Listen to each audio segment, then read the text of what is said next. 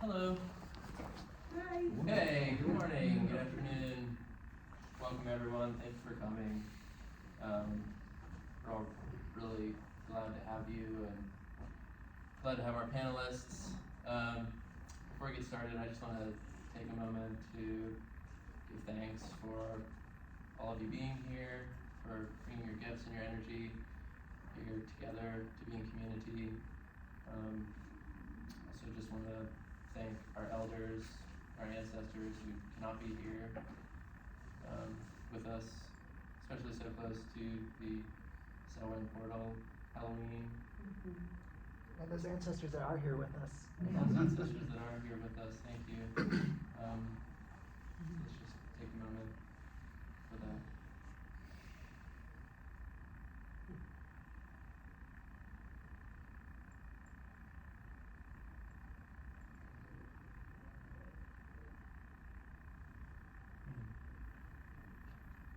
Thanks again, everyone. I'm going to be your moderator today. My name is Dan Shadow, for those of you who don't know me. I've been working with and around psychedelics for a little over 20 years. Don't work professionally in the space and make my living as an engineer. So I'm here to just kind of create a container and hold space for all of you and for our lovely friends here who we're so lucky to have as a part of our community here in the greater Western North Carolina area and region. I'm going to go ahead and introduce them for you, and we'll just go right down the line. So on my right, right here, we have Daniel Polk, and Daniel Polk is a trained medicine guide. Formerly, he trained in expanded states of consciousness through the School of Consciousness Medicine, completed training in the Hakomi method of somatic mindfulness psychotherapy, and trained in presence-based coaching. Daniel is also a member of the first ever cohort training in internal family systems for psychedelic-assisted therapy. Based in Asheville, he serves a diverse clientele. Daniel's dedicated to supporting others through their deep emotional and spiritual journey work. His holistic approach focuses on our relationships with body, mind, spirit, community, and environment. Daniel strives to embody the three qualities of wisdom, creativity, and love. He is supported by his loving fiancée, 2 cats, and a therapy dog. Thank you for being here, Daniel. Thank you. Sitting next to Daniel, we have Ehren Cruz.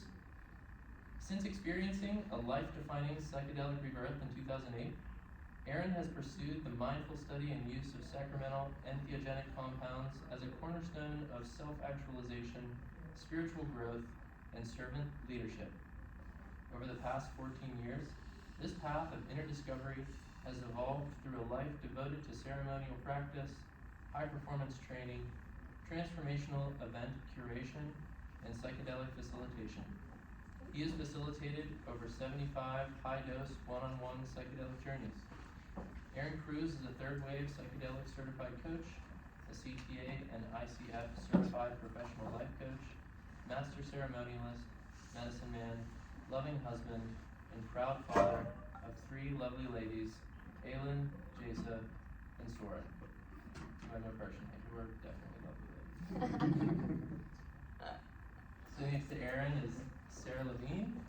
Sarah Lavine is a psychedelic practitioner whose passion is in helping others safely prepare for, navigate, and integrate transpersonal experiences. She's a certified transformational recovery and psychedelic integration coach with Being True to You. Sarah has worked with over 300 clients as a psychedelic guide with MindBloom, a virtual ketamine clinic where she has helped transform lives all over the country. She co-founded Group CAP, which stands for Group Ketamine Assisted Psychotherapy, which is a living laboratory for exploring new frameworks for integrating psychedelic therapies into our society. She's trauma-informed, compassion-based, and deeply passionate about supporting others as they traverse the precious arc of personal transformation. Sarah's background in ecopsychology helped to support others in reclaiming a connection to the natural world and considers psychedelic states to be a catalyst for enhancing our sense of relatedness and belonging to our wild, resilient planet. Thank you, Sarah, for being here. And on the end, we have Daphne Margot Krantz. Daphne Margot Krantz is a licensed clinical mental health counselor and national certified counselor working in both private practice and substance abuse recovery treatment in the Asheville, North Carolina area. Additionally, she has a background in nutritional genetics and epigenetics and is the developer of the CannaDNA Cannabis Nutrigenomic Test. Daphne is co-author of an article, The Role of Psychedelics in Mental Health Counseling, published in the peer-reviewed Journal of Mental Health Counseling, has appeared on numerous podcasts, and is an advisor to several companies in the hemp and cannabis space. She's especially passionate about helping her therapy and coaching clients get more deeply in touch with their authentic selves, whatever that means for them. Thanks, Daphne. Thanks for being here. Really excited for us all to be here. Yeah. So we're here to talk about today, as you all know, how to choose a psychedelic guide if you feel like you need to choose a psychedelic guide. And I think one of the first things that comes up for me when I think about that is, why would anyone want a psychedelic guide anyway? What are we being guided into? Why are we out there seeking someone to help us with this experience? So I just want to start off with that, and maybe we can just start with you, Daniel. Yeah. Any thoughts on that? Yeah, I do. I don't think everybody always needs a psychedelic guide, for sure. So I think it's a great question. Going into a psychedelic experience, whether it's for therapeutic reasons or spiritual reasons, it's really nice to have somebody leading the way and holding some space for you.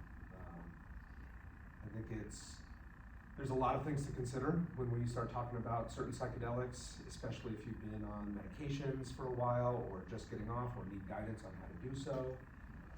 So there's some safety concerns as to why you might maybe seek out a guide. But there's also just having somebody there to hold space. And that's probably a term you'll hear a lot today, or in the world of psychedelics. But safety and space holding and having somebody who's been to where you're going before, I think is a really crucial reason to seek out a psychedelic guide. Awesome. Ehren, do you have anything you could add to that? Yeah, absolutely. So, the psychedelic experience is one of the most vulnerable, intimate, and transformative experiences that one can have. And often as a part of the psychedelic experience, especially when you're moving toward that moderate to meta-dose, larger dose experience, you're essentially dissolving that aspect of yourself that compartmentalizes, that can structure, that can strategize, and it moves you into this more experiential, intuitive sense. What resonates with you? What aligns? What attunes with your heart? What emerges through you as wisdom? Things that you can draw deeper insight. Now, in those experiences, however, a sense of time, a sense of space dramatically altered. The emotionality, the volatility of what's coming forward, very, very powerful to process. So having somebody there, just in a general sense, as Daniel says, holding space, but having a compassionate ally that is looking at your well-being, anatomical things, ensuring, of course, you're breathing well, you are comfortable, well-postured, things of that nature, but also an experiential person has moved through the rigorous, sometimes cleansing dynamics that come through, the awakening to the deeper realizations of how we're connected to one another, what's really unfolding through our hearts. If someone's there that can experientially be in that space of acceptance, championing, empowerment, affirmation, that what you're going through is okay. Not only is it okay, it's the nectar. That's actually what you're looking for. You have this opportunity to shift, to grow, to change, and having someone that's dropped in, attuned to that, and welcoming you into those new scaffolds of awareness can be very, very powerful. You're in such a tender space in that moment. Your mind is plastic. You're changing your mind. You're choosing different paths and stuff like that. So just having someone there to say, yes, it's okay. It's safe to change. It's actually important for you to choose this new pathway and open yourself up can be profound. And it's also important too that depending on what you're looking for as a guide, often I know from our orientation, we're also very intimately assisting you with the preparation process, considerations of body, mind, spirit, readiness, creating spaciousness so you can actually feel the ramp of your momentum of choice moving into it. You then have that catalytic moment where you're working with the psychedelic and you're seeing a clear 30,000-foot view of what you want to do, but then you also have somebody there to capture you, unpack, synthesize that, embody those decisions into your life so you can make those changes in those tender moments where you are fluid, where you are open, where you're ready to actually transform, let things go. So having somebody there that's aware of those experiences, have done that journey work through themselves, but also allows for a container where you feel empowered to be fully yourself, unfold, grieve, heal, transform, and change, and support that process fully with somebody. Yeah, thanks. Do you have anything you want to add to that, Sarah? Yeah, I appreciate everything that's been shared thus far, and this question is a really good question to start this conversation off with.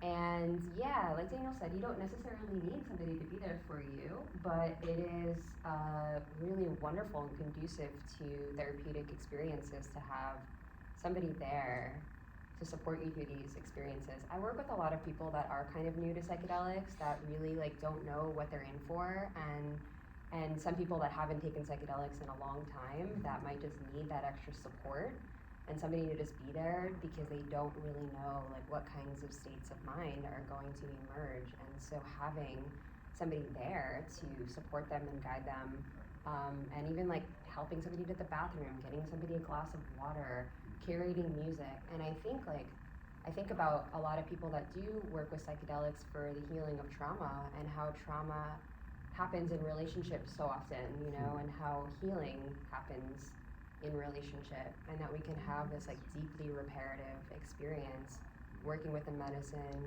potentially revisiting trauma, and having somebody there to support you and love you and accept you in that space of going through the trauma without being re-traumatized, and gaining more compassion for yourself as somebody's there to like lovingly hold you in that space.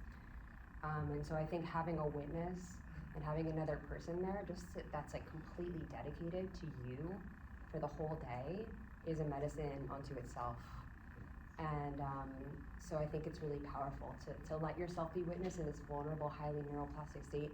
And like Ehren was talking about, that preparation phase and that integration phase, it's like helping somebody to prepare their mind and their body, and maybe create a spiritual practice or a mindfulness practice ahead of time can be really powerful for that person. They can carry that forward beyond the experience and while they're in the experience. And then having somebody there to help you integrate and process the insights and the revelations that might come up in the experience, that can be really powerful as well, and can help lend itself to creating durable shifts in a person's life. So yeah, it's good to have a guide and a support, you know, if needed. And if you don't want to work with somebody directly, you can always go to an integration circle and talk to somebody about it and get support in a whole range of other ways. Is there anything you want to add? Yeah, I'll add some things, and I'll speak mostly from my personal experience around this. I'll say most of my psychedelic experiences have not been guided, and they have forced me to get in touch with my own inner guide in a lot of ways. And that has both been really powerful for my own growth and resiliency in navigating spaces that are challenging, confusing, beautiful, completely life-changing in a lot of ways.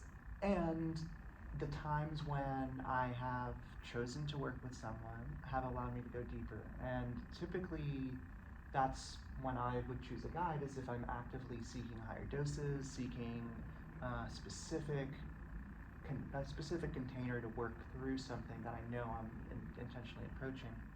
And I want to speak to this idea of holding space, and like, what does that actually even mean? You know, I think the word like compassion, acceptance, loving presence is used, but I want to also kind of look at it from a physiological perspective of when we're actually in relationship with someone and feeling safe, feeling like our nervous system is able to relax, know that we don't have to be searching the room for potential danger, potential violations of our own boundaries. It actually allows us to utilize less energy to regulate our emotions. Like we can actually draw on the nervous system regulation capacity of the person we're with. And when we're so like when we're entering spaces where we're actively and intentionally dissolving the boundaries between ourselves and consensus reality, and going into spaces that are inherently unknown and inherently challenging to the way we normally perceive the world or we normally perceive ourselves, and ideally accessing parts of ourselves that in normal waking consciousness are potentially difficult, scary, unrecognizable, lifting the veil on those aspects of self that can be really frightening, right, to look directly at and confront. And I mean that both in a personal sense, and I mean that in a transpersonal sense as well, in terms of contacting some type of ultimate nature of reality through these experiences. And, you know, that can be really unsettling, right? So when we actually have someone regulating with us, we can draw on that energy. And so especially in higher dose situations where you're not entirely sure what you're going to encounter, it provides a buffer, safety net for those times when, I mean, I'll speak from my own experience again, you know, I thought I was going to die, or thought I was, you know, going to be stuck like that forever, and just having someone say, you know, hey, this doesn't last forever, you're going to be okay, just breathe through it. You know, on a very practical level, like, sometimes that's just the thing you need, right? So, you know, I think that those points, and I'll say the first time I ever ate mushrooms, I wrote, it's just the shrooms on my hand so I can have my own guy. You know, and like, when I think back to the wisdom in that, it's like really funny to me that I did that. I knew to do that, right? Long time ago. But it's like, it really is helpful to have someone that can just, you know, hold that space of, you're not going crazy, you're not gonna get lost in this, like, just be with it, it's okay. You know, that is, I think, the crux of what a guide can do in the moment for me. And so, yeah, it's like, you know, choosing when and where you might feel like you would benefit from that.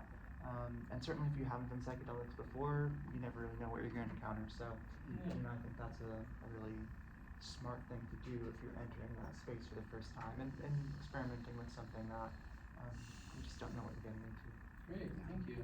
Yeah, so I'm hearing you say that someone could be supportive and help you feel safe and hold space, and that you will be in relation to them, you know, whether it be for being with your trauma or just having a relationship that is supportive, you know. So what kinds of things can people look for in terms of like qualities and personal characteristics in a guide that would provide that sort of safe, secure foundation of integrity, you know, a solid companion and guide? So I think that's what I'd like to talk about next, and I don't want to start at this end all the time, so I'm going to skip you this time and see what Ehren has to say about it. Sure. Yeah, thanks, Dan. Great question. I think one of the first considerations is that, you know, depending on what type of theme or deep intention that you have for your experience, right off the bat, there may be some types of guides that may be more appropriate. For example, if you're coming in with certain mental health considerations, you know, borderline disorder, perhaps a bipolar disorder, different things like that. There's some more contra-indicators that I think maybe stepping away from the psychedelic experience or having a very unique niche team assist, you know, if you're talking about schizophrenia, very different certain things that you want to, you know, probably consider altogether. But even going through, if you have some significant, deep, long-term PTSD, different things, looking for a guide that is informed of that specific mental health challenge is very important. And as an awareness, the subtleties and the nuances of how to navigate that lifestyle that brings forward in.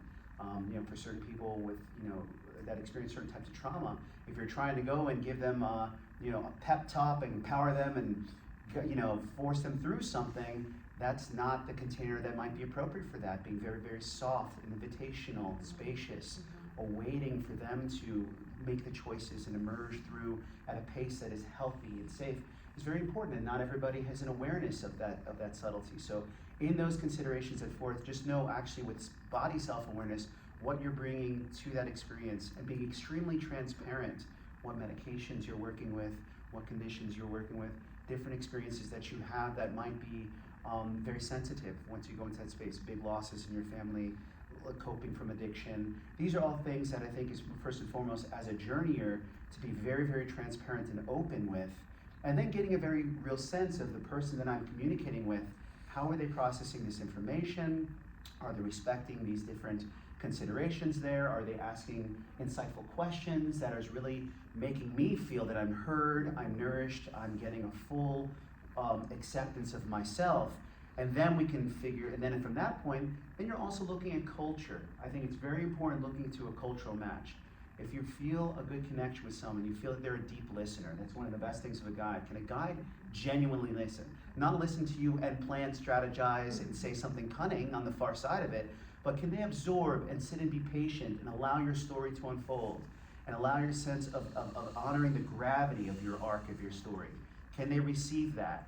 How do they then connect with you? What are they, bringing forward to your awareness? Do you feel comfortable? A guide is a person that you don't only want to be in that vulnerable experience there.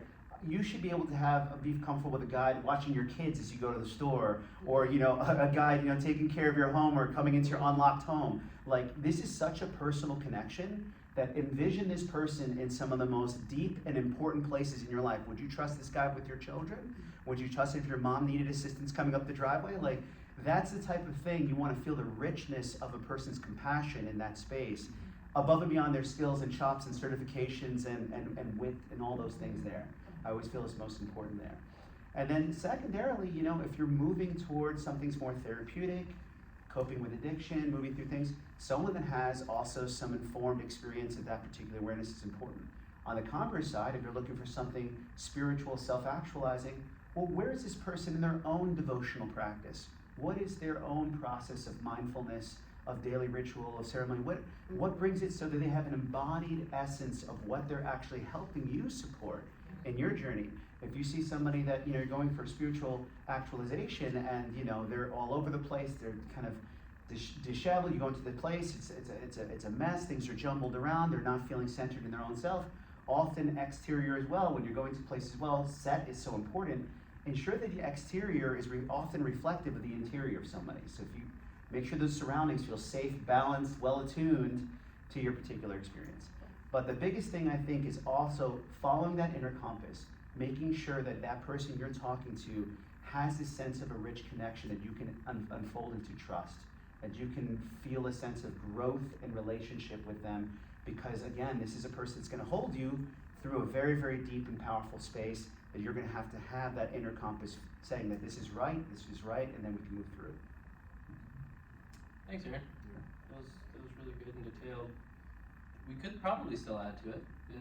Sarah, Daphne, do you think you have anything else to add to that? Yeah, I've got some things, and I come from a different lens because I'm a therapist and I'm not a guide. So I tend to, I think, have more layers of concern, about choosing guides in terms of ethical standards. Because there aren't ethical standards necessarily that all guides are bound to, and certainly there's some voluntary kind of organizations that might help create guidelines for people.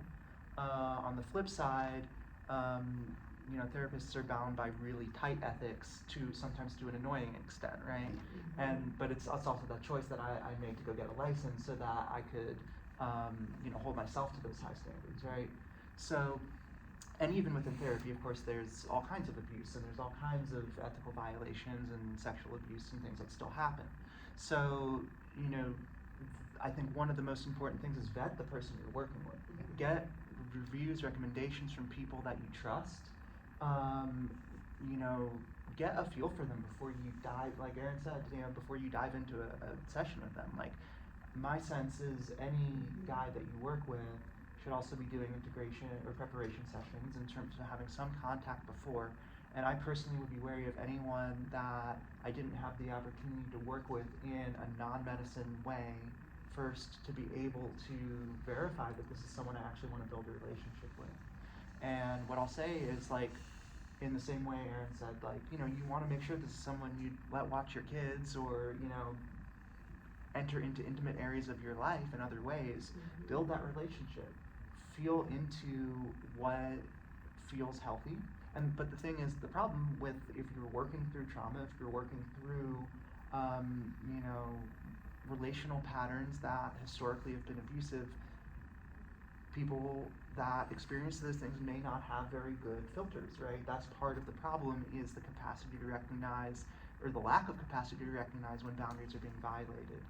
And so what my sense is, and I want to bring this to a larger topic too, is like, are you looking for preparation and integration in the medicine experience, or are you looking for therapy and a medicine experience that also can incorporate those things, right?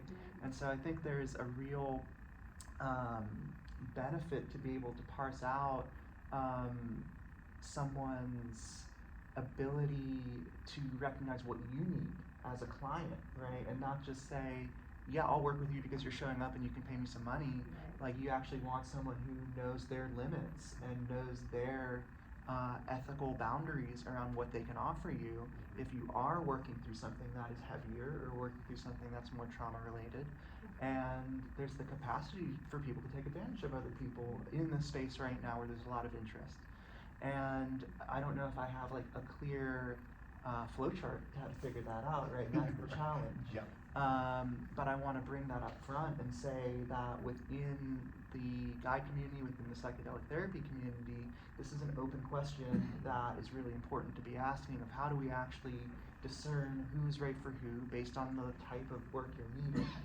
And I think that what I would look for is a guide who is talking about that, right? Like, here are the things that I offer, here are the type of people I work with, here are the people I don't work with, here are the things that I know are actually outside the scope of my practice. And if you're experiencing, long-term complex PTSD, this is actually a route that you should go instead, or this is a route that you should go in parallel with what we're doing. And so I just want to, really emphasize that looking for when people can observe themselves as guides and say, this is what I do, this is what I don't do, I think is actually one of the most important things to look for. And I'll add my own personal bias here, is I'm very wary of anyone that calls themselves a healer that is going to heal you, right? Like, I've just put that out there as my number one red flag. If someone says they're going to heal you through this work, watch out. Full stop. Not to say there isn't healing of this work, To but be done. yeah. Great. Thanks so much, Daphne. I think you brought up a lot of important points, and something that came to mind to me during the end of what you were sharing with us is kind of how guides and facilitators and counselors come to the table with a varying degree of experience with guide work or therapeutic work, but also with their own journey work and their own experience with psychedelics. So I want to talk about that a little bit. Like, how important is it for a guide or facilitator or a sitter or whoever it is you're working with to have their own psychedelic practice and to have their own deep experiences on that arc? And Sarah, maybe you could speak to that a little bit. Yeah, and I was kind of like wanting to riff a little bit on that previous question as well, just as Let's an do it. add-on, just because there was so much good stuff just said, and it can kind of segue nicely into that question. But yeah, I want to say just like I'm a guide. I'm not a licensed practitioner. I've been in this space for years, but unlike licensed practitioners, coaches and people of that nature are not I'm not regulated by the state, and I'm not regulated by licensing boards.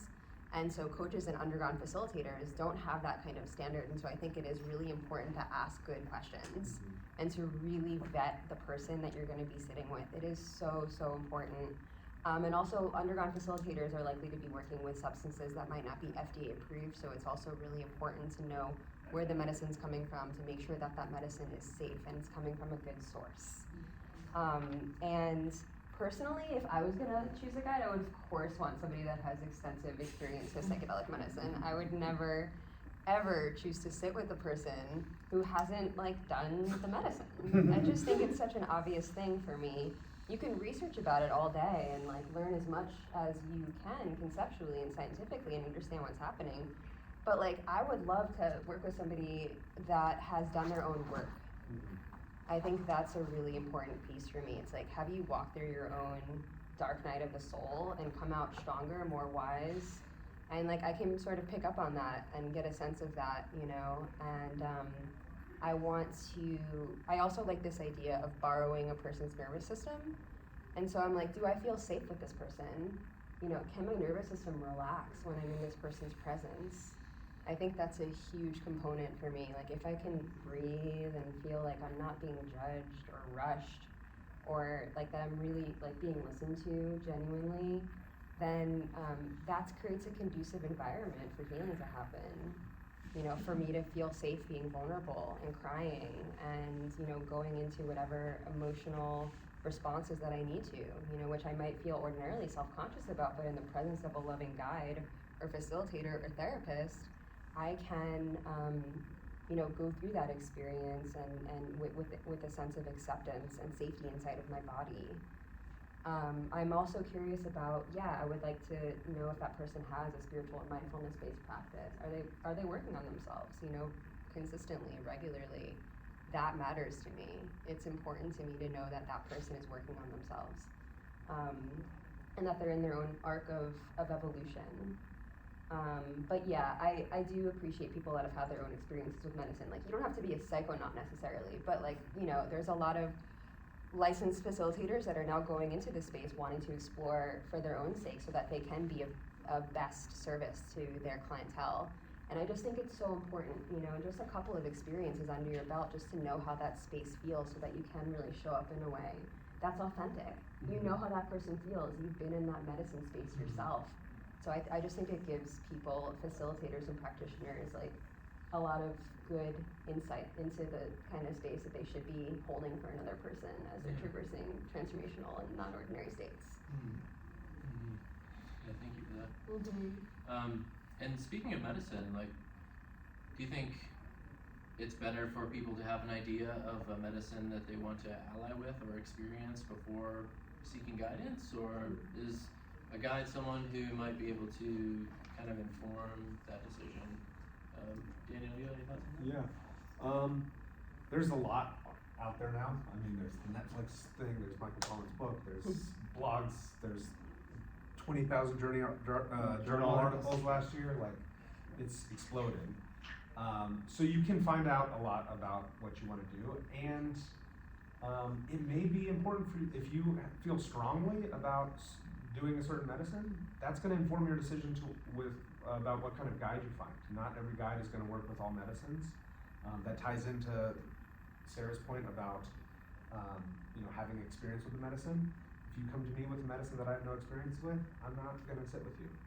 That's just not, you know, I don't feel safe doing that. So, so yeah, I think a guide can definitely help you choose a medicine.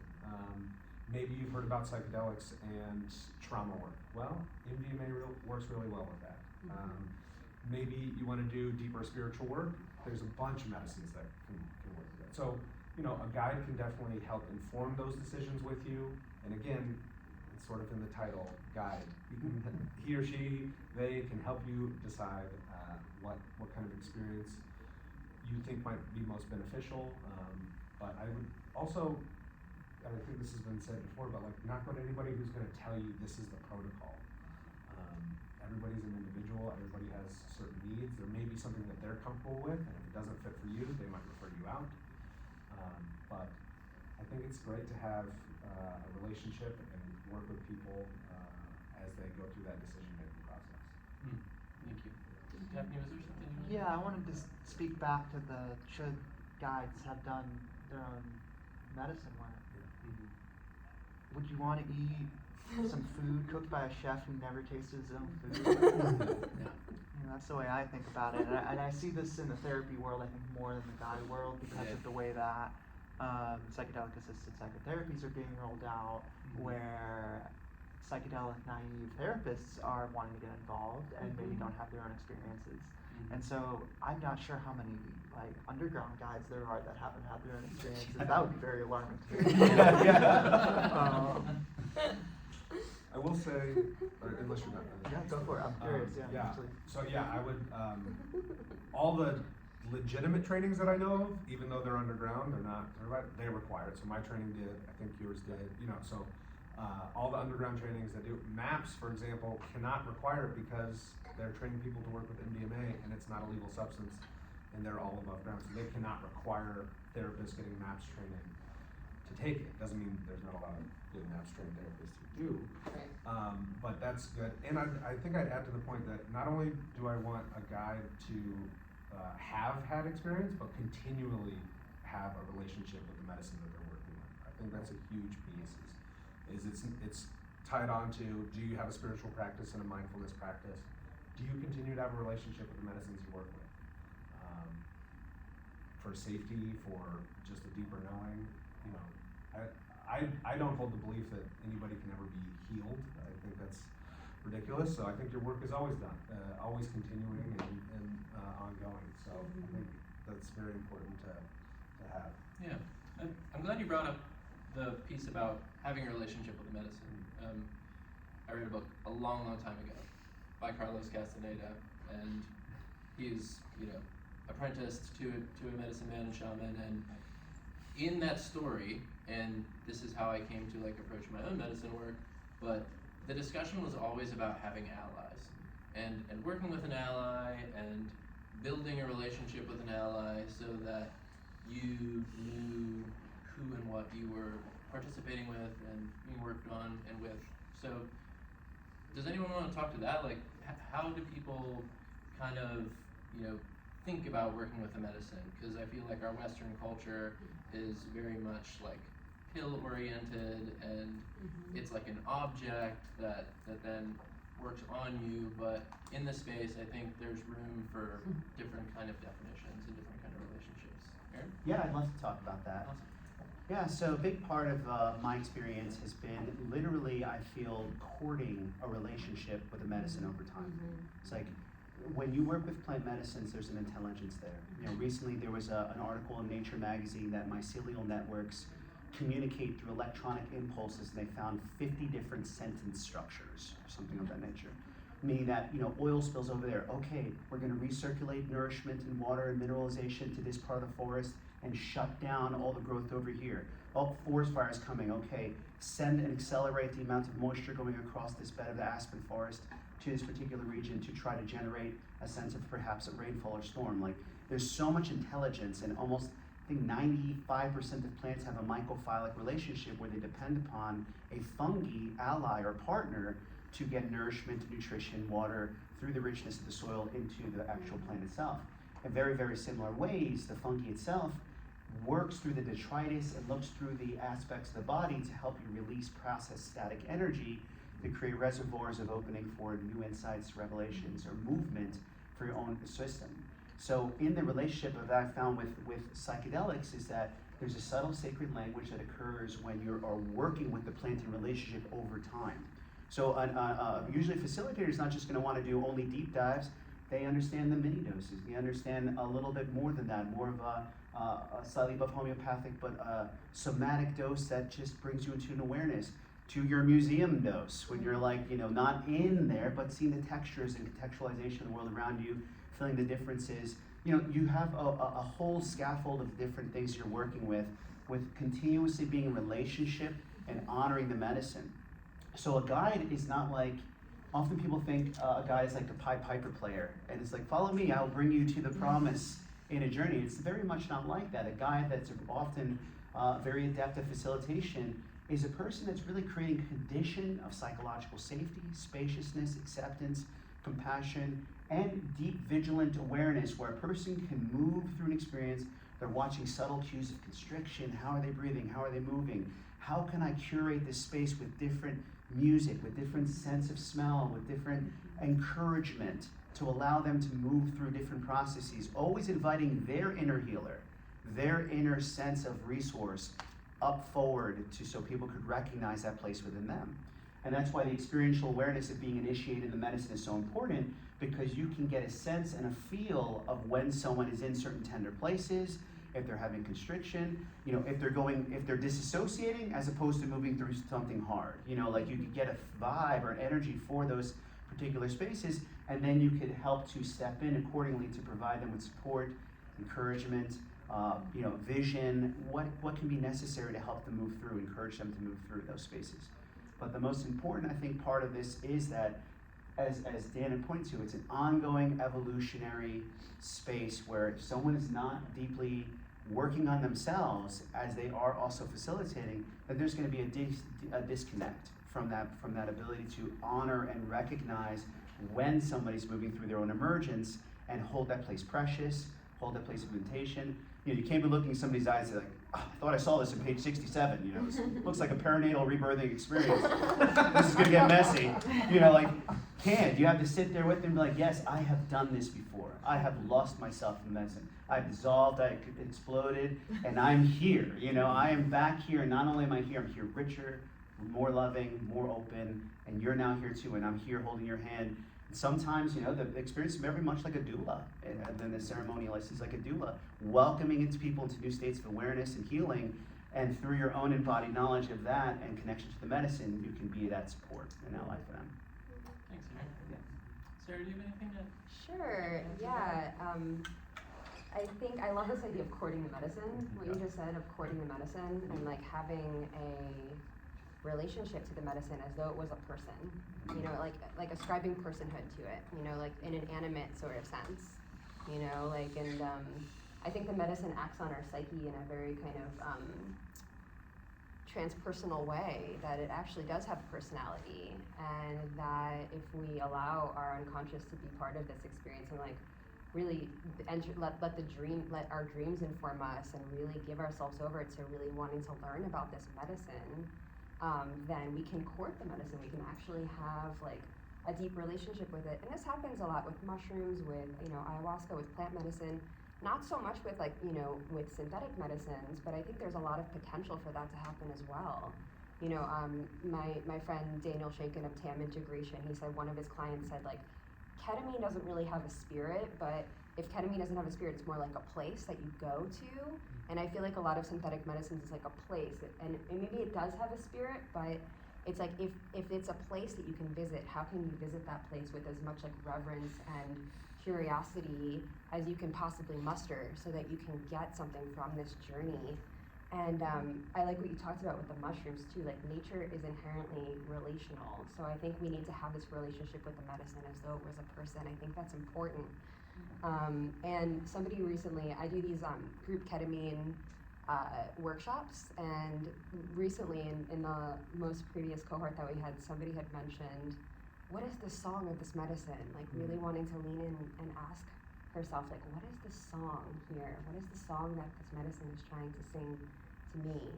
And I think that's a beautiful way of framing it and having a relationship with medicine.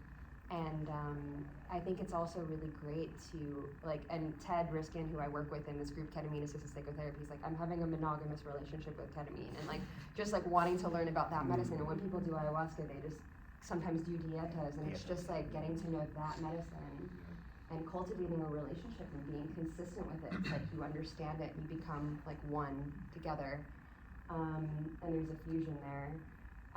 And yeah, I do offer consultations around helping people decide what medicine would be best, but most people come to me knowing what medicine is best, and I always encourage people to really trust their intuition when it comes to what medicine is singing a song to them in the unconscious mind, maybe, and how can they tune in to listen to whatever medicine might be most appropriate for wherever they're at in their personal process of evolution and growth and healing.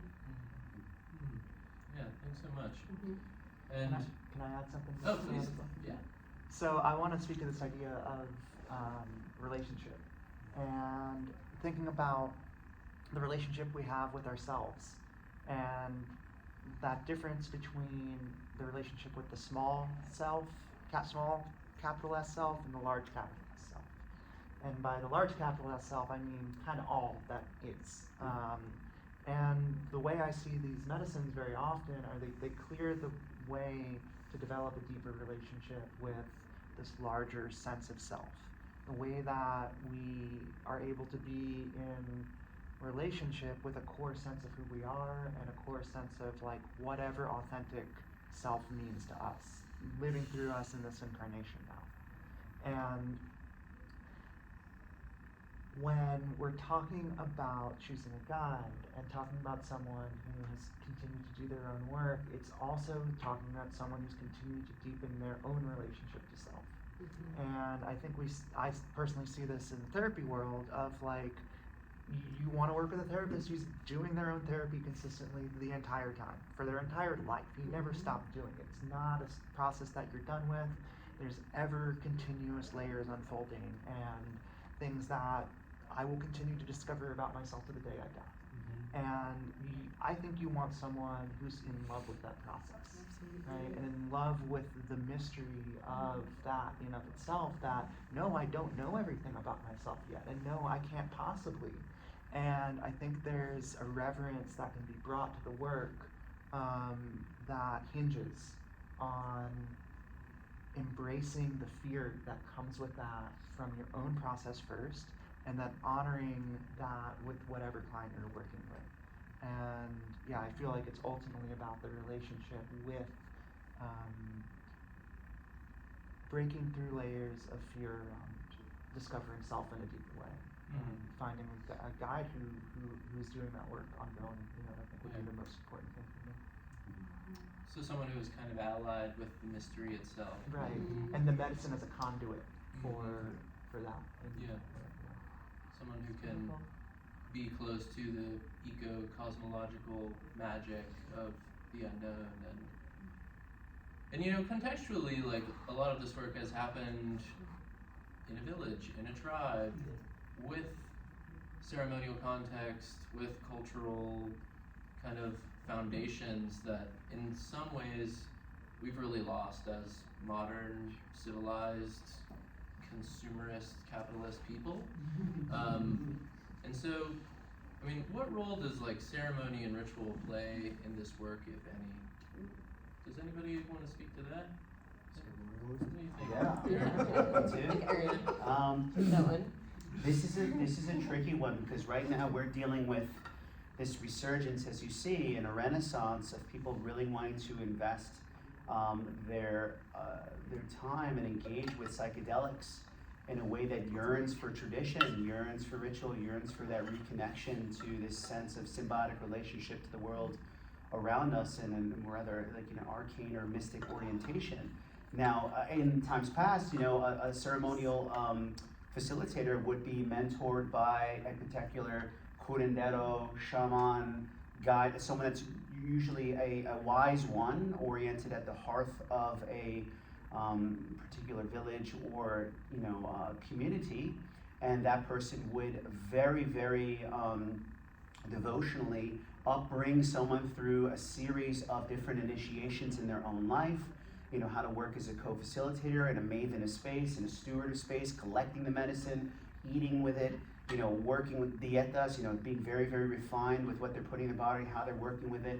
And and then inevitably there is a progression of awareness that starts to emerge within that person in conjunction with a mentor that then empowers them to step in that space with authenticity and grounding and trust.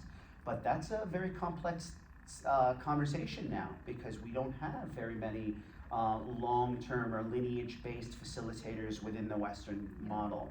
And it's very, very difficult to then immerse yourself in an alternative culture, like ayahuasquero culture or something like that, whether Shipibo or Taitas, a Colombian, and then adequately learn the practical landscape of how to formulate yourself into a facilitator with being alien to the traditions.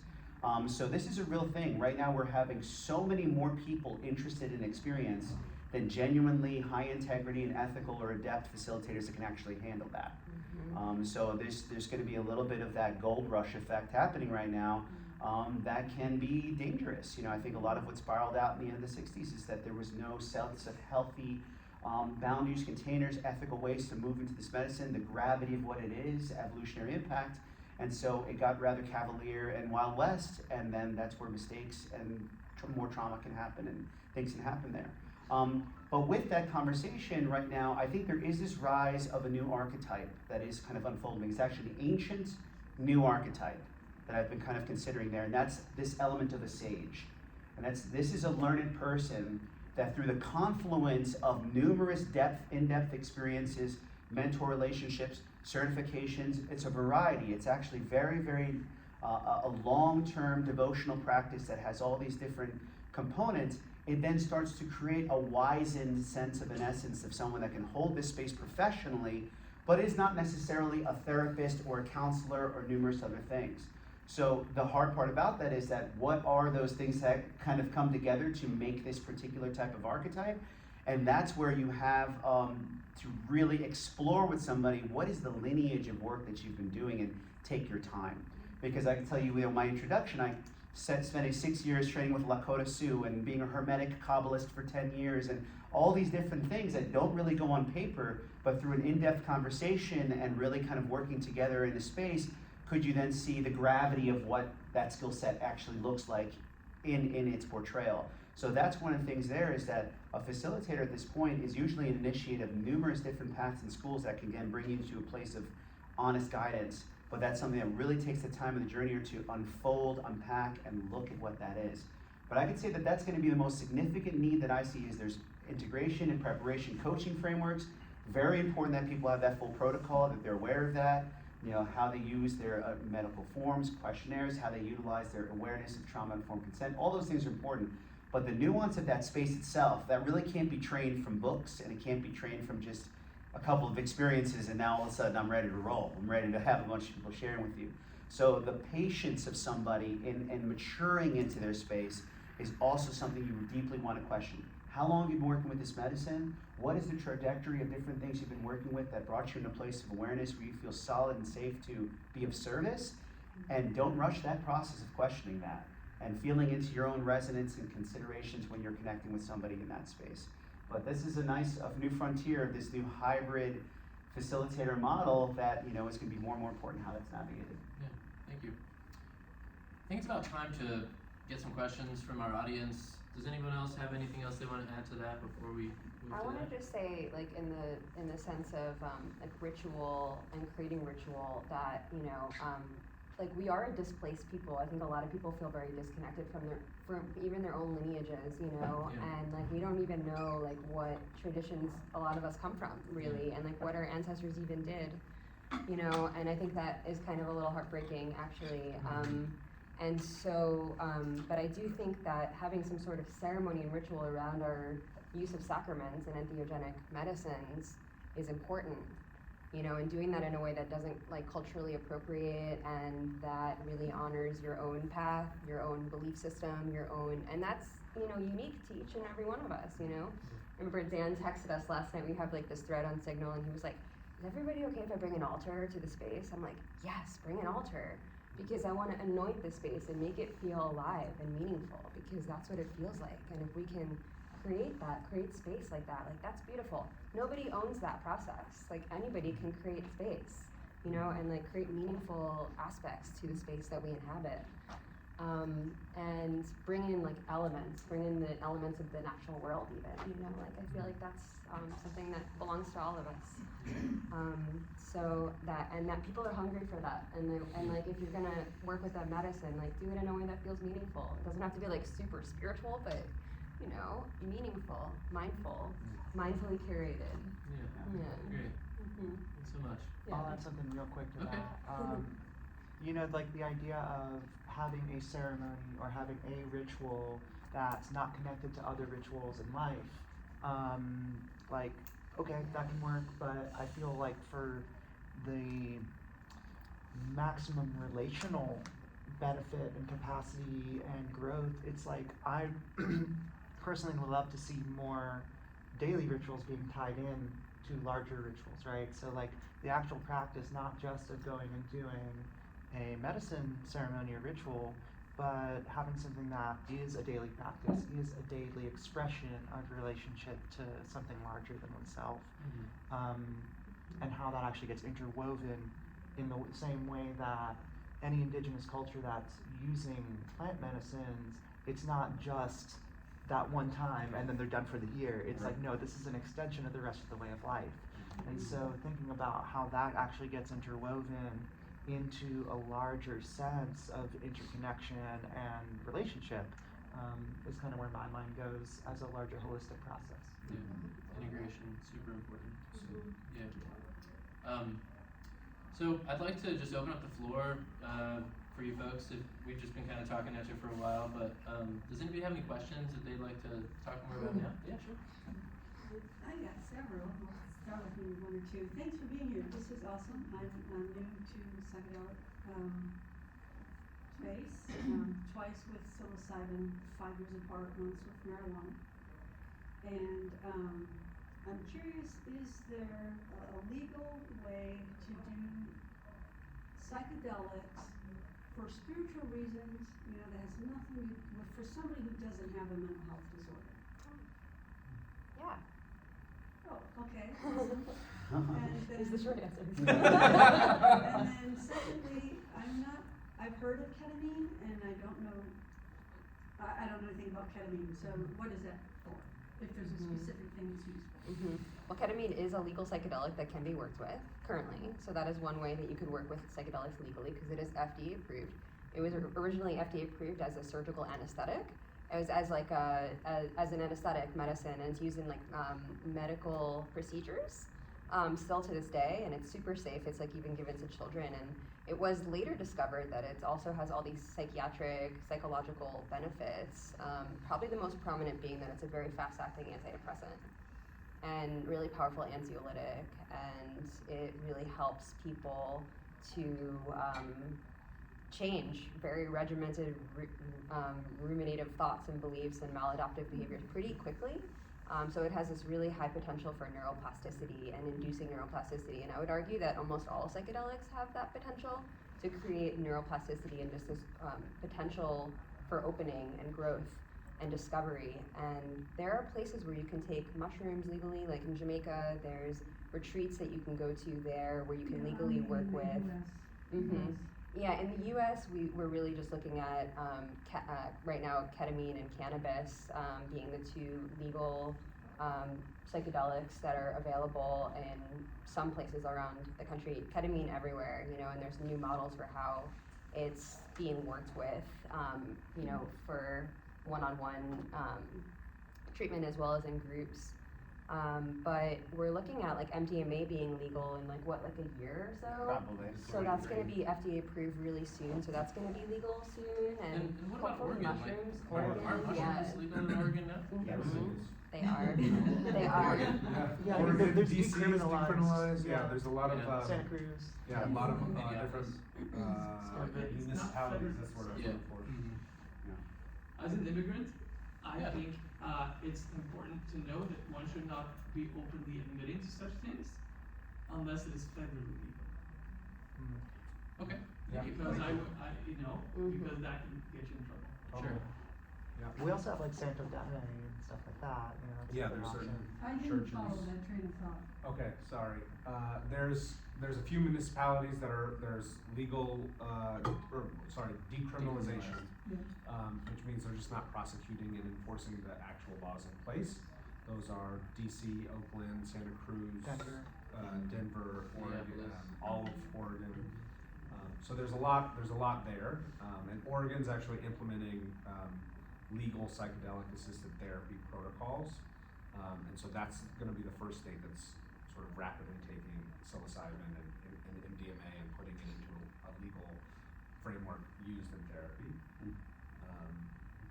But the gentleman in the back was just noting, it's not federally legal, which means you can still get in trouble and prosecuted on a federal level, which is totally true and valid. Yeah. Oregon doing it. Yeah, exactly. Just like if you went to California and bought legal marijuana and came back here, you could totally get arrested.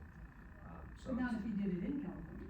If you did it and left it there, probably not, although the DEA could come in and Right, arrest because it's a you. gray area versus Yeah. federal versus They're state. still Schedule I drugs. no Schedule matter one how drugs, you exactly. cut it. Oh. Yeah. They Yes, haven't thank you for been being so rescheduled. patient with your hand up.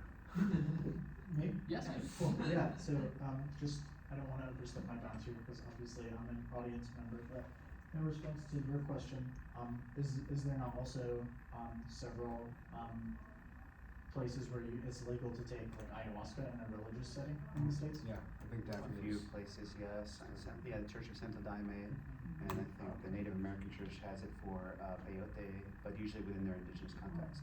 But so right now, predominantly as a harm reductionist, I don't My ARCs are, I provide people full psilocybin experiences.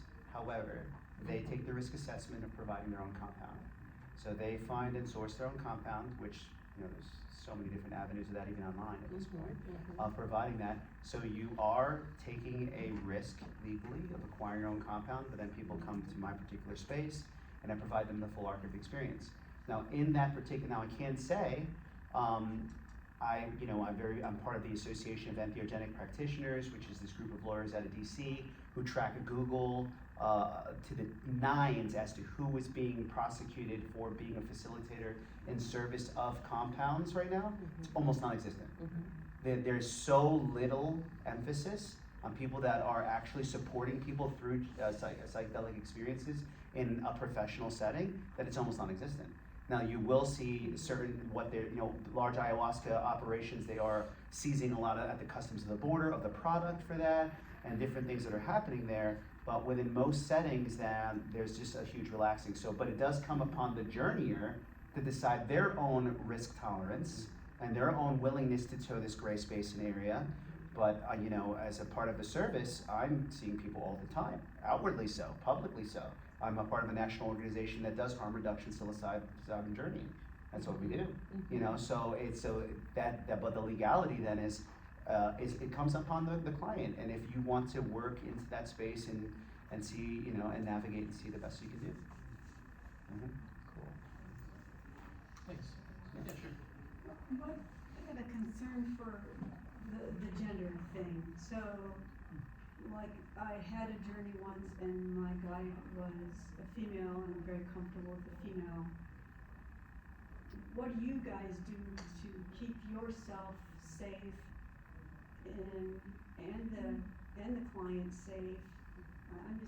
I don't know, like, Sure. I just met Daniel online and he seems really knowledgeable, way more knowledgeable than the guide that I had, but he's a guy and my guide was a gal and I'm really comfortable with the gals, and so how do you deal That's a with good that? question. Thanks. Great question. Work who you're comfortable with, number one thing, I think. If it brings you any sense of, I can't fully be myself, I'm not gonna be safe, then it should be a no, in my opinion. I think it's, we've talked about the ethics board, there's still things that occur in professions that have ethics boards, for sure, but, I can't sit here and tell you that working with a female guide will be safe versus a male guide. It doesn't matter. You can be hurt by anybody, really, and holding that. And you should feel safe with who you work with. And I think that should be of utmost concern. So, anybody else want to add? Yeah, I have thoughts on that as well. So whenever I go into a particular container, I do have a rather robust either entheogenic ceremonial agreement or harm reduction liability agreement. And in that really articulates to the nines what the engagement of the relationship is. No physical touch and contact, the considerations of how the container is framed, opportunities for safety, emergency contact, a right to have a person within the home. Typically I say not in the room, but if you want to have a husband, a partner, a dear friend that is in the space, that wants to be on land in the home, absolutely welcome that. Typically within situations where, especially if a female will note that they have trauma around male relationships in the past, my wife is always in the home, for the work that I'm doing there. So there are things there, but I would also say, if you're going into a journey experience, there should be some form of an agreement that is written down and aligned with, that has ethical considerations, safety considerations, just to ensure that those parameters are articulated and very clear moving into that. Okay, one more question. Okay, you can go. No, it's okay. Just to add, when I had my journey, there was a part where fear came up. So I had asked the guide to remain contacted, to touch me.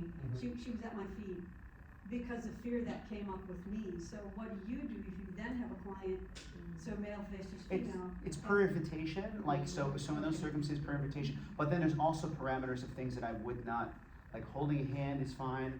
on the shoulder of support is fine. Maybe helping to ground by holding a foot is fine, but no embracing, like especially during the journey experience. You know, post journey, we're cognizant, we're aware, Yeah. we give hugs. You know, like or things like that. But like that's those parameters, and not again. I'm a big proponent of patience, so having all those clarifying conversations ahead of time, having things articulated and written. That's all important. It's worth the time to have this awareness before going in.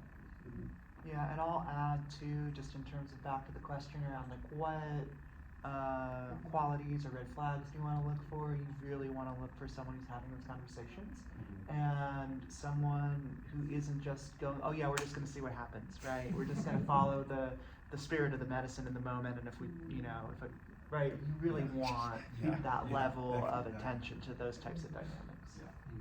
Thank you. Great question. Your next question. Yeah, thank you. Well, first of all, thank you all for holding this talk and being here.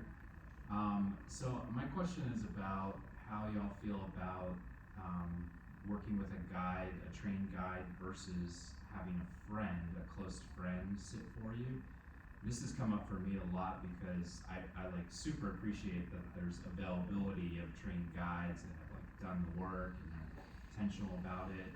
But for me personally, I often feel a lot of hesitance to do a journey with someone that I've just met, you know, because I know that there's a preparation session before, but like it's still maybe only 1 or 2 times that you've met the person. And I find it difficult to like open the floodgates of emotions, like cry in front of this person that maybe I've just met once before. So for that reason, I'm like oftentimes more drawn towards doing journeys with friends. And of course I know you need to like make sure it's the right friend that you have a lot of trust in and that has the right presence and all that kind of stuff. The other thing that comes up for me is like, I appreciate that y'all need to like make a living and like charge the appropriate amount, but it can also be like cost prohibitive to do it regularly with a guide. Yeah. So I'm just curious about how y'all feel about that. Like if there's like a space for a balance of like doing some with guides, some with friends, or if that hesitance comes up for y'all too. Yeah, Go Dave. I have thoughts on it too, but For sure, yeah. Yes, Really work good with friends. I don't know if you were here when we said this, but I don't think that psychedelic work needs to necessarily be with a guide. And I don't do all of my own psychedelic work with a guide. I do a lot of it. But I think it's having friends, and you've spoken at some of our past meetings, and you seem to have had like amazing supportive experiences with your friends. I would lean into that if I were you, and in terms of working with a guide and creating that relationship, how I work is I sort of have these 2 prep and 2 integration, and I have a lot of room for more and more and more on either side of the journey. If somebody's not feeling like we're connected, then it's a no. It's let's have more sessions, let's do this. I work with people financially, offer plans or discounts. I work on a sliding scale that goes to 0. It's important for everybody to feel comfortable with this work, and so I would say, yes, I think you can have guided sessions mixed with either recreational or supported sessions from a friend or another sitter, and you can do what works for you and what gives you the most benefit in a safe way. Yeah, I have some thoughts on that as well. It can be very powerful having a friend or someone that's your infinite confidant to be supportive in that space. For me, I would say on the front end, you being extremely clear of the parameters of how you're looking for them to be an ally in that space, ensuring with them with true, genuine, discernment, if they can genuinely hold that space. It'd be very important for them to be experienced in psychedelics. I feel like it would be very helpful. And also just dosaging is very important consideration in that space as well. You can have a very, very powerful, beautiful, immersive journey on 2 grams of mushrooms. That still allows you to have some sense of autonomy, self-navigation, ability to kind of pull back from the gravity and center and things like that. The larger meta-dose experiences, that's where things can get tricky, particularly when you're working with somebody that hasn't had that type of threshold. So when you're raw, vulnerable, and erratic, because you can go from big tears to big crafts to leaps of euphoria back to big tears within 7 minutes. So if someone's not used to that type of movement, that could be a lot, so you have to have someone that's going to be very, very well centered when you're doing that. And so yeah, I think dosaging is important there. Clarity of the boundary and the healthy container that you're looking for, and having those deep dive conversations and things like that prior to moving into experience. Well, thank you. We've got time for like 2 more questions. Daphne, was there something you wanted to add, or did I think Ehren covered it. Okay. You had a question in the back. Hi. Hi. Thank you all so much. This has been awesome. You all spoke so clearly and beautifully on this. And something you were sort of touching on, a few of you at the end, that I'm really interested in is just sort of how, as a culture, we're sort of unmoored and we don't have the cultural, ritual containers that these plant medicines were always held in the past. And I think for me, so much of like new age spirituality, with or without psychedelics, can just feel like the Wild West, like one of you said, where it just sort of feels like anything goes. And there's sometimes a lot of beauty in that, but I also think that specifically when psychedelics get brought in, there's a lot of potential for harm too. And you guys touched on how psychedelic therapists aren't held to the same rigorous ethical standards because it has to be underground right now. And I'm just curious, this is sort of an open-ended question, but as this movement progresses, like how do you see us being able to like ground in these, beautiful experiences that people are having in a way that actually is like safe and lasting, and because you can have a beautiful experience on psychedelics, but if you don't have any of the cultural, social context to bring those things home, I don't know, I mean, it's maybe not worth that much. So I'm just curious to get your thoughts on that. Can I just speak real quick to a real subtle linguistic point, is that I want to clarify that in terms of the not having the ethical standards, we're talking about coaches or guides and not necessarily therapists. And anyone who's calling themselves a therapist who isn't licensed, report to the board. Like that's why we have a board, to make sure that people who are calling themselves therapists actually have gone through those ethical standards and trainings and licensure. So that's just my thought on that. I always have to be clear about that. Yep. Some thoughts on that too. I think, so when I describe a particular journey for somebody, I really emphasize that I kind of consider it like an arc of a rainbow. 40% of your journey is your preparation, actually, your mindset. What are you doing to attune your body to the gravity of the experience you're moving into? So if you're making something that you're really trying to process, moving through some issues of depression, creating space in your life, reflecting and journaling, creating a healthy diet, organic, rich space, good rest, taking time for contemplation, going outside into nature, really creating a whole momentous trajectory into a rites of passage moment. That's really important thing is we've been doing recreational psychedelics for 50, 60 years. We've been using ceremonial, sacramental psychedelics for at least 40,000 and probably more. It's from Greek to Egyptian to Aborigine to South American. I mean, you go to all the great civilizations of the world, and at the center of them was the ceremonial psychedelic. So this retaking the gravity and significance of the experience in that mindset is important, especially when you're going through for self-actualization or a deep mental health consideration. There is some, adventuring to be done, and there is some frontiering to be done in that space, usually part of it, but that's a big part of it. So 40% of it, we're doing preparation. Then the journey itself, that's the catalytic moment. You get that wide, deep, 30,000 foot view, 365, all around, you're looking at that space. But as you say, those revelations, unless you don't take the real concerted effort to synthesize those on the far side, they're like an excellent lucid dream. They open you up to what's possible, and they're, in the fleeting sense, give you the sense of awe and wonder of the ecstatic nature of the universe. However, if they don't inform, you know what, I'm getting out of this. I'm sending flowers to my friend who I was not honoring the other day. I'm telling my partner that I'm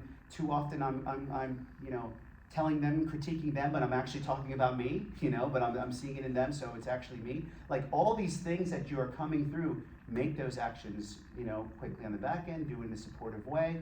But that's a big part of the experience, is understanding those two dynamics, is that Preparing and bringing it home is often way, way more potent than the actual journey itself, because that's what we need to emphasize there. It is the ritual. It is the ritual itself. Now we're in a culture as well that doesn't quite support that, but that's why, Psychedelic Society even is formed, finding the people, the stewards of the space, and doing that work to try to see where people can hold you as you're moving through is going to be very important too. Yeah. Yeah, I want to speak to that part. And we've used the word relational a few times in this. And I think that when we're looking at this culture as a whole and what are the missing links, I think there's a major relational piece that's missing in terms of having relationships that can hold a type of mutual acceptance of the totality of life, right? Like not just the capitalistic, growth-oriented ascension culture, which also ties into New Age spirituality of like only looking at the light and only looking at the things that are fluffy and pleasurable and ecstatic. And I think within the context that psychedelics have been used in the past 50 years, right, the idea of, I feel like ecstatic states have often been conflated with transformation and long-term sustainable change. And those, like, ecstasy can create huge threshold openings and create the conditions for those types of stable changes, but it's actually through those relationships that they get formed. And I mean that, again, in the relationship we cultivate with ourselves, the relationship we cultivate with other people who are doing that work, and in a communal setting, being able to ground those into ritual practices of embodied relating with other people that are also on that path of desiring, like, I don't want to just ignore all this shit that we shove under the rug and pretend like doesn't exist, right? And so I think that when I think about like what is the sustainable cultural change we're looking for through this, it's the opening, it's like lifting the veil through these experiences and taking that same mentality back into our relationships and being able to say like, yeah, you know what, I have parts of myself that are shameful and hard and dark that I sometimes like ignore, and sometimes I get in touch with those through a psychedelic experience, and then I don't shut them out. I continue to be with them, and I continue to find other people who are willing to let me be with that in myself, and I'm willing to let myself be with that in other people and not hide from it. And I think that's where the cultural healing happens, in the same way that looking directly at those things, confronting them, and finding compassion and love for that darkness in ourselves translates to a larger cultural kind of healing potential through this work and the relationships that we can form in all ways through it. Thank you, Daphne. I think we have time for maybe one more question if anyone has one that they'd like to share or ask or pose. Yes. Please, go ahead. Well, first of all, I want to say that the four of you are just, and I don't know you because we've been asking questions, but to have these people available for us to journey with, to learn from, it's exquisite, truly exquisite. But I have a question, because I'm a relative newbie, so don't you think it's more dangerous for people not to experience, for the potential of the awakening that it holds, than to be so worried about, what could go wrong? And I think just trusting I'm nervous, I don't know why, because I'm not sitting up there and I feel like, what do you want to say? But anyway, just trust your gut and trust the mushrooms or whatever it is what it's going to teach us, what it's going to uncover for us, is our eyes open and our chance to survive. How many of us journeyed with a guide for our first time? Thank you so much. Oh, first Right. time? Yeah. No way. Yeah, absolutely. Set it for not a priority. Yeah, totally. Just to speak to that, because thank you so much. It's such a powerful expression there. Is that sometimes when people come in, it's like, and I'm afraid of what can happen. It's like, but they're coming in with so much heartache and so much baggage, and things are going hard, and they're losing relationships, and they're losing hope. And it's like, what's more scary, actually?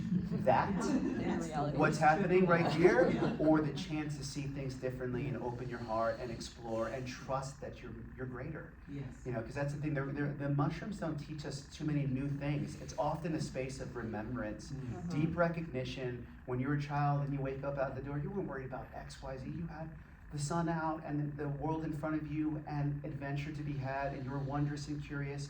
And you know, you had your flavored ice cream, but you didn't say that other flavored ice cream was worse because yours is good.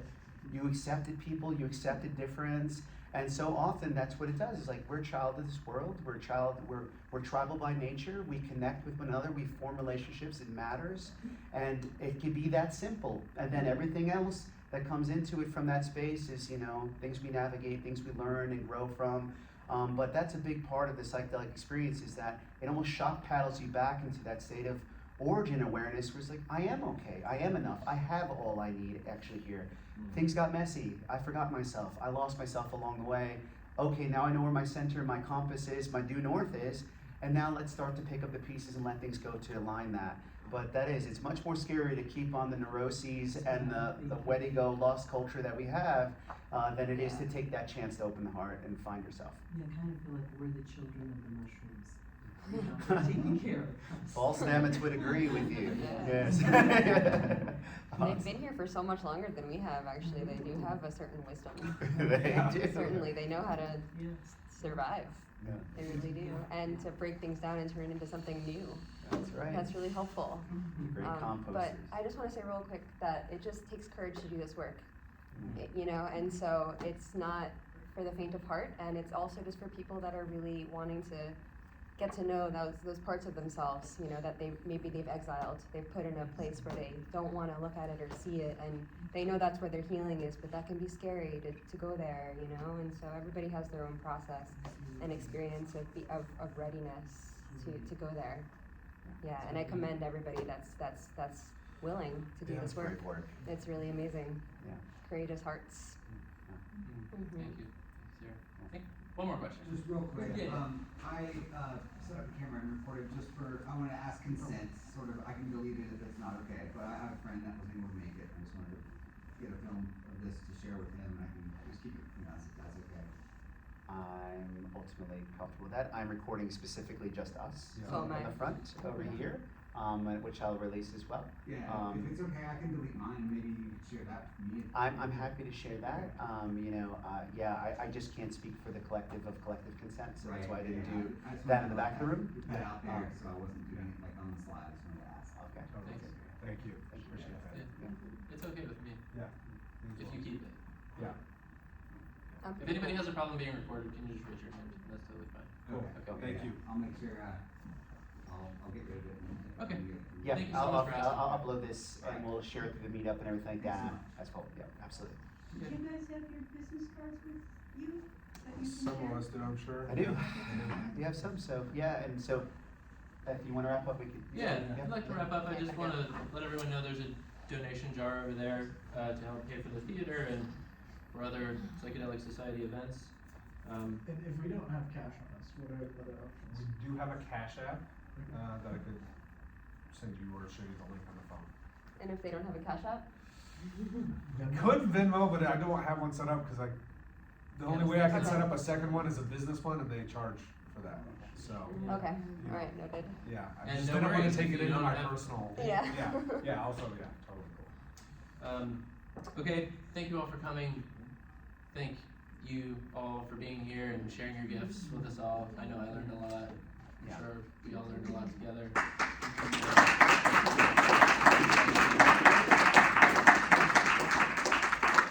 And since we've been talking all day about medicine and taking things and being things and relationships, I just wanted to share a little blessing, one of my favorite blessings from one of my favorite curanderas, Maria Sabina, before we leave. Cure yourself with the light of the sun and the rays of the moon, with the sound of the river and the waterfall, with the swaying of the sea and the fluttering of birds. Heal yourself with the mint and mint leaves, with neem and eucalyptus. Sweeten yourself with lavender, rosemary, and chamomile. Hug yourself with the cocoa bean and a touch of cinnamon. Put love in your tea instead of sugar, and take it looking at the stars. Heal yourself with the kisses that the wind gives you and the hugs of the rain. Get strong with bare feet on the ground and everything that is born from it. Get smarter every day by listening to your intuition, looking at the world with the eye of your forehead. Jump, dance, sing, so that you live happier. Heal yourself with beautiful love, and always remember, you are the medicine. Thanks all. Yes. Awesome, thanks y'all. Thank you. Yeah, we have Thank you so business much. cards, things if anybody wants to say hello or anything, contact. And the meetup. Yeah. There needs to be a mark. Moves me. Thank you.